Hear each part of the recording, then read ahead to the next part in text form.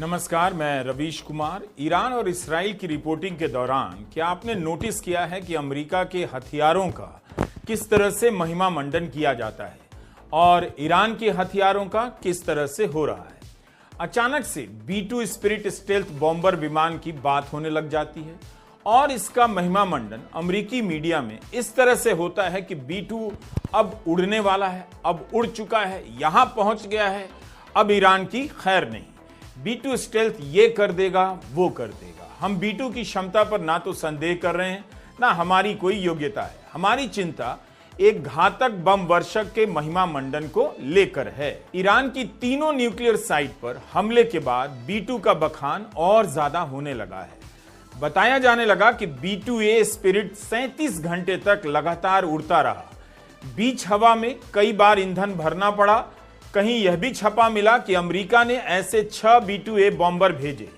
CNN ने दावा किया है कि इन 6 विमानों से 12 बम गिराए गए हैं। इन्हें बंकर बस्टर बम कहा जाता है। अमेरिकी मीडिया में इस बॉम्बर को नायक की तरह पेश किया जा रहा है, लेकिन ईरान के लिए खलनायक भी हो सकता है। न्यूयॉर्क टाइम्स ने तो लिखा है कि फोर्डो परमाणु साइट पर B-2 स्टेल्थ ने 13,000 किलोग्राम के 12 बम गिराए हैं और नतांज इस्फहान की परमाणु साइट पर टॉम हॉक क्रूज मिसाइलें दागी गई।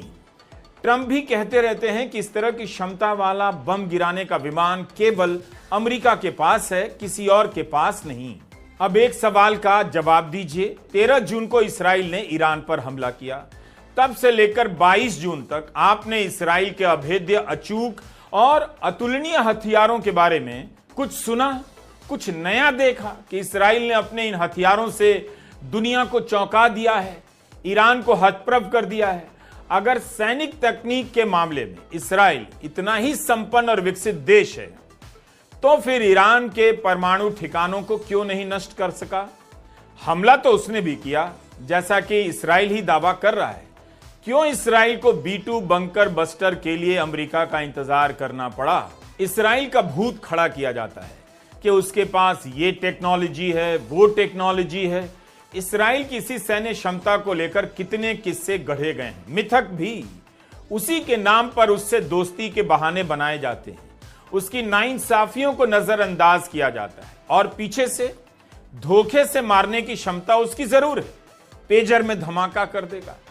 लेकिन इस जंग में वो अपने किस हथियार का प्रदर्शन कर सका है? क्यों ईरान की सुपरसोनिक मिसाइलों की चर्चा हो रही है? एक समय था जब इसराइल के आयरन डोम की चर्चा होती थी, लेकिन अब उसकी चर्चा कुछ कम नहीं पड़ गई। ईरान की सुपरसोनिक मिसाइलों ने आयरन डोम को बेकार कर दिया। तभी तो अमेरिका ने नौसेना का जहाज भेजा ताकि ईरान की मिसाइलों को इंटरसेप्ट किया जा सके। बात या तो ईरान के सुपरसोनिक मिसाइल की हो रही है या फिर अमेरिका के B-2 बॉम्बर की।